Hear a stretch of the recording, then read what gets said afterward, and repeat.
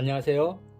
이 시간에는 호모 데우스에 대해서 이야기해 보겠습니다.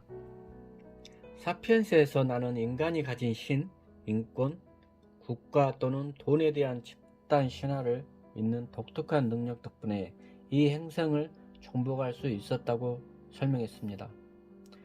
호모 데우스에서는 우리 오래된 신화들이 혁명적인 신기술과 짝을 이루면 어떤 일이 일어날지 검토할 것입니다.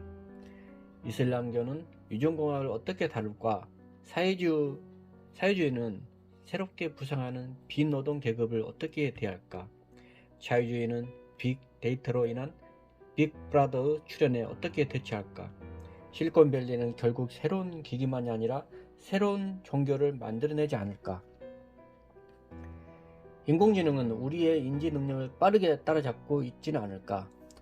작년에 알파고는 바둑에서 어떤 인간도 생각해내지 못했던 전략을 이용해 2세들 구단을 꺾었습니다. 머지않아 컴퓨터는 자동차를 운전하고 질병을 진단하는 것은 물론 인간의 감정을 이해하는 일까지도 인간보다 더 잘 해낼 것입니다.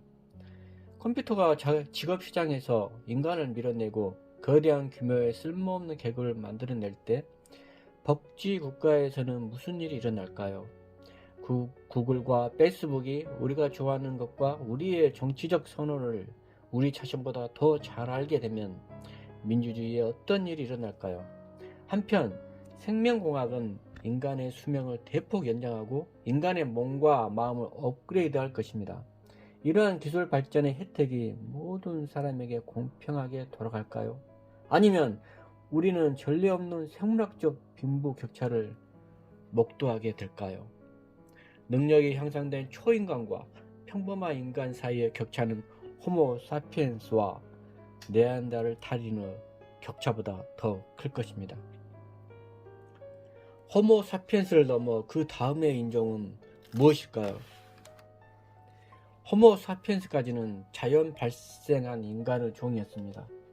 유발 하라리는 자연 진화를 통해 탄생한 인류의 종족이 이제는 과학과 시스템에 의해 새로운 종이 탄생할 것이라 예견합니다. 공상과학 소설 또는 영화에서 나올 법한 이야기지만 저자는 이제까지의 흐름과 분석을 가지고 이야기하고 있습니다. 이 책의 전작은 사피엔스입니다. 사피엔스는 현대까지 인간 역사와 흐름을 분석했습니다. 호모데우스를 읽기 위해서는 사피엔스를 꼭 필독해야 이해의 연장선이 이어집니다. 개인적으로 전작이 더 이해하기 쉽고 재미있었습니다. 책을 읽다가 느낀 것은 우리는 어쩌면 내리지 못하는 열차에 올라타 있지는 않을까 하는 점입니다. 거대한 흐름 속에서 역류할 수 없고 갈수록 빠르게 전진해 나가는 추진체 안에서 떨어져 나가면 낙오되는, 아니 아예 존재의 의미조차 없어질 수 있는 형국이라고 느껴졌습니다. 이야기를 믿고 종교를 형성할 수 있는 위대한 내에 더해서 이제는 과학이라는 행동을 할 수 있는 손발을 얻었습니다. 도구를 개발해왔던 것처럼 진화에 따라 인류는 더더욱 빠른 속도로 더 발전해 가고 있습니다. 인간의 한계를 넘어 죽음을 넘어설 수 있는 단계로 들어서고 있다고 저자는 말하고 있습니다. 이 책의 내용만 보고 세상을 바라보기엔 아직 한참 먼 것 같습니다. 그러나 현대의 과거를 돌아보면 감히 미래에 대해 함부로 판단하기 어렵습니다. 내 경험상 스마트폰의 등장 전후의 시대는 충격적인 변화입니다. 세상을 몇 년 사이에 순식간에 바꿔놨죠.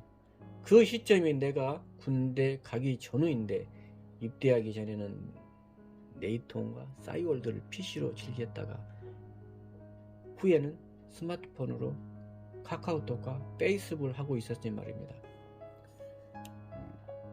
이렇게 사회는 급변해 가고 있습니다. 이 책은 코로나 사태 이전에 쓰인 책입니다. 나는 유발 하라리가 말한 이 흐름을 코로나가 순간적으로 브레이크 밟았다고 생각합니다. 이전에도 메르스, 사스 등과 같은 전염병들이 있었지만 코로나만큼 전 세계적으로 충격을 준 전염병은 아직 없었다고 봅니다. 2020년에는 전 세계가 일시 중단됐습니다. 대부분의 과학 지식과 정책 예산이 코로나19를 막기 위해 투입되지 않았을까 합니다. 2020년, 2021년, 그리고 앞으로 2022년에는 어떻게 될까요? 나는 정말 이 사회의 한 사람으로서 많은 생각을 하게 됩니다. 호모데우스의 존재가 하루아침에 등장하면 오히려 다행이라고 생각합니다. 하지만 흐름이 길어지고 변화의 시기가 늘어진다면 정체기를 통해 소수 기득권들에게만 집중되게 발전될 수 있을 것 같습니다. 격차가 벌어지면 헝거게임의 배경과 비슷하게 사회적 계층 형성이 도드라지고 구분도 가시적으로 이루어지지 않을까 하는 걱정입니다. 이런 소설을 많이 봐서 쓸데없는 걱정을 하는 것 수도 있습니다. 정보를 가진 자와 부자 등 사회 상류 계층이 가지다가 아래로 흘러내려오면 다행이지만 고여 있을 경우에 문제가 큽니다. 세계는 코로나를 통해 인간의 한계를 느꼈습니다. 빠른 시일 내에 전염병으로부터 잠식당하는 걸 보고 많은 생각을 했을 것입니다. 더 강력한 인간을 만들고자 하지만 이제까지 온전한 백신과 치료제 하나 개발 못하는 것을 보고 비관론적인 생각이 들 수도 있습니다. 하지만 이 또한 거대한 역사 속에서 전과 같은 일일 수 있습니다.